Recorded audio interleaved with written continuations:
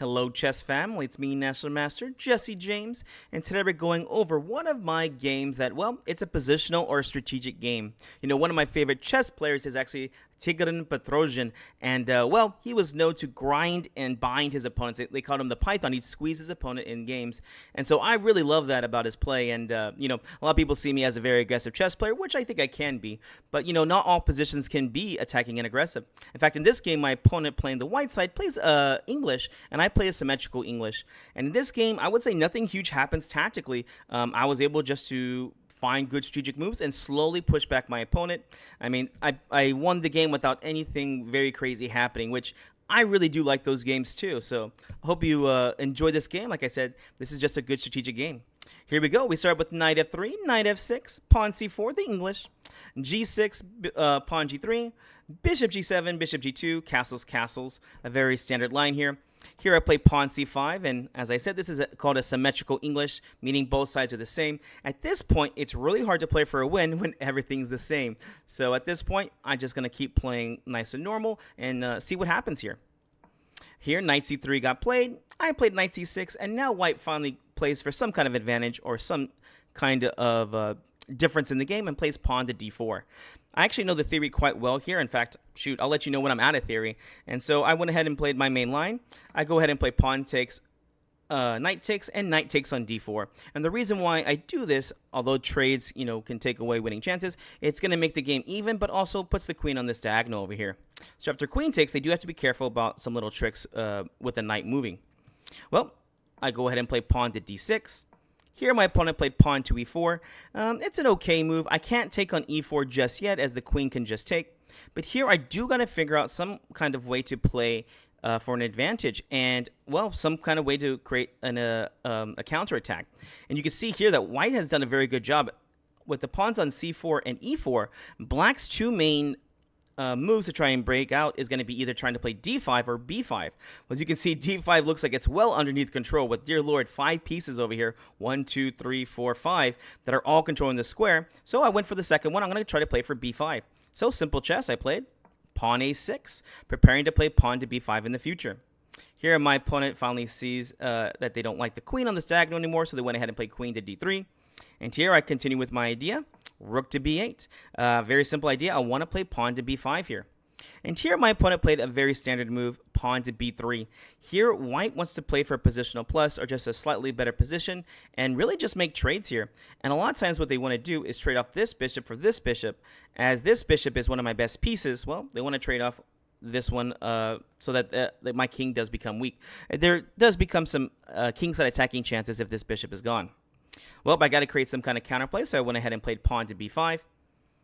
And now I am threatening maybe to take on c4, and so they went ahead and took. And this actually is a pretty decent position for me. If I could play pawn to b4, I will actually make this guy a backwards pawn, and then maybe even expand on the queen side over here too. My opponent wasn't really trying to stop any of that, so he just played bishop b2. And, well, I'm happy. I go ahead and play my idea, pawn to b4. Here, knight to d5 gets played, and now there is some threatening ideas here, mainly that, well, if you leave the knight here, let's just say, I don't know, I played something like bishop b7, now white does get a plus because knight takes on f6, and there's nothing you can do here as far as take back with the pawn, which now will give you double pawns and an isolated pawn here, as the bishop would have just taken anyways. So here, white would definitely have a good position.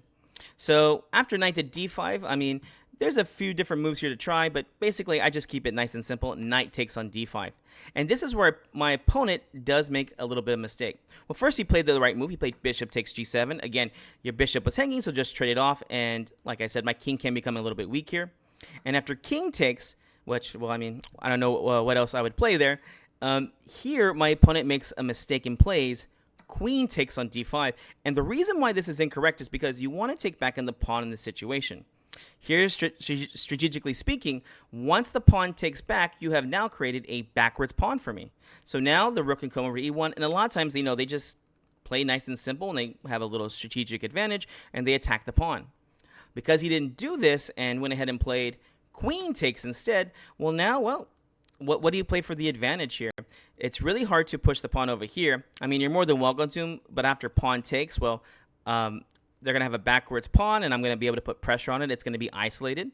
And I guess they can try to go for kingside attack. But yeah, my king is just not that weak right now. And trying to push forward, you can also make your king here weak too. So queen takes was just definitely a bad move here.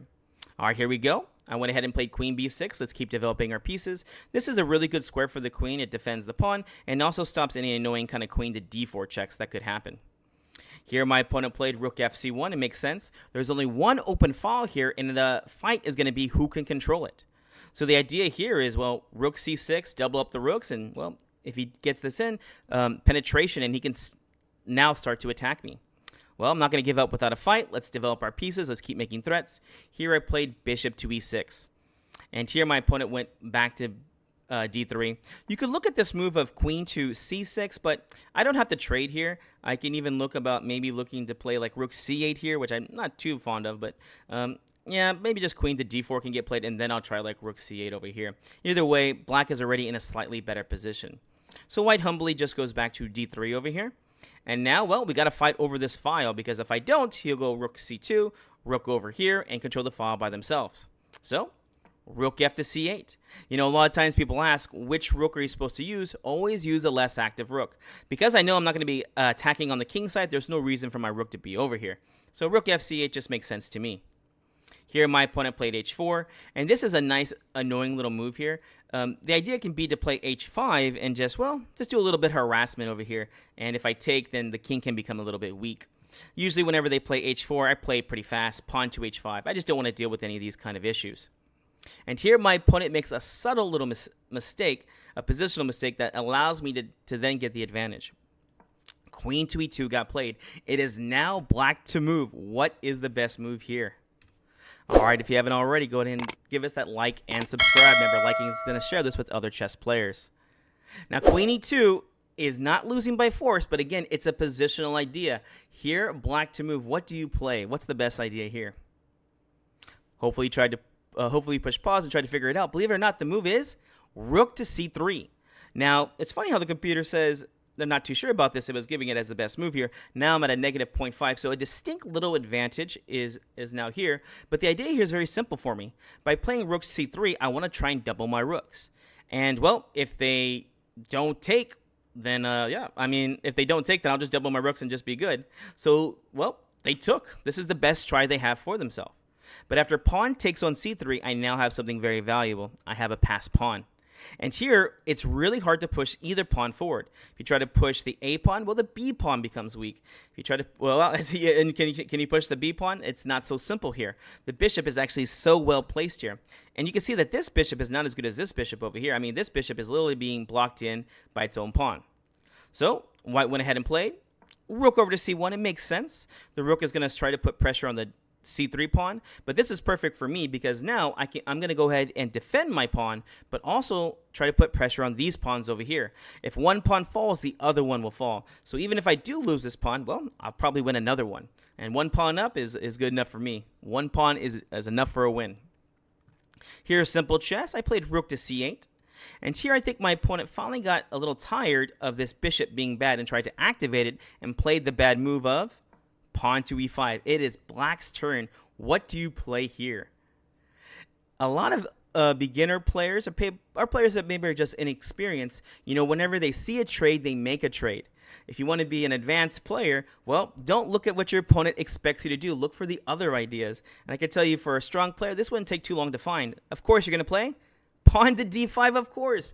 I mean, after this, now I'm going to have two connected passed pawns. And, one is bad, but two is just losing here. The game actually ends pretty fast here. Like I said, I really didn't have to do anything crazy. My opponent, although a 2500 rated player, made a few little subtle mistakes. And after that, I was able just to win very easily. Here, I'm threatening to play pawn to d4. So my opponent played queen d3, putting pressure on the pawn, but then also putting pressure maybe to take on d5 here. Simple chess. Passed pawns should move together, so pawn to d4 got played. And here my opponent played pawn f4. Not the best here. I think they did this so that the king could try to get in a little bit closer. I think my opponent's already anticipating an endgame here, but we're not going to the endgame here. It's going to be a sure win here. So f4 got played, I think, for that idea. Now here it's very simple. Whenever you have your passed pawns, all you have to do is problem solve how to get control over the next square so they can move forward. So here I'm either trying to problem solve for d3 or c2. Technically d3 because, well, you don't want one pawn going ahead of the other. Try to move them up together, step by step, if you will, right? So here, what's the idea? I got to win d3. Simple chess, bishop f5. There's really no good move here. If the queen moves away, I don't know, let's just say to d1, then the pawn goes to d3, and it's even a check, and you can see that these guys are just going to be the winner. So in the game, his move made sense. He went ahead and played bishop to e4, and now it's game over. Bishop takes on e4, queen takes on e4, and, well, nice a little tactic here. We get to play d3 check. If it wasn't for this, maybe the game would have been going on a little bit longer, but, I mean, 2 passed pawns is just too many over here. So d3 check got played, and king went to f1, and now simple chess, what do you play? Pawn to d2, and my opponent played rook a1, and after c2 they resigned. And well, like I said, this was just a very nice positional game. Nothing really big happened as far as tactics, but little subtleties in the position were made, and I was able just to start grabbing extra space and then start pushing forward. I got a pass pawn, and then I pushed it. All right, guys, hope you enjoyed this positional lesson. We'll see you in the next game.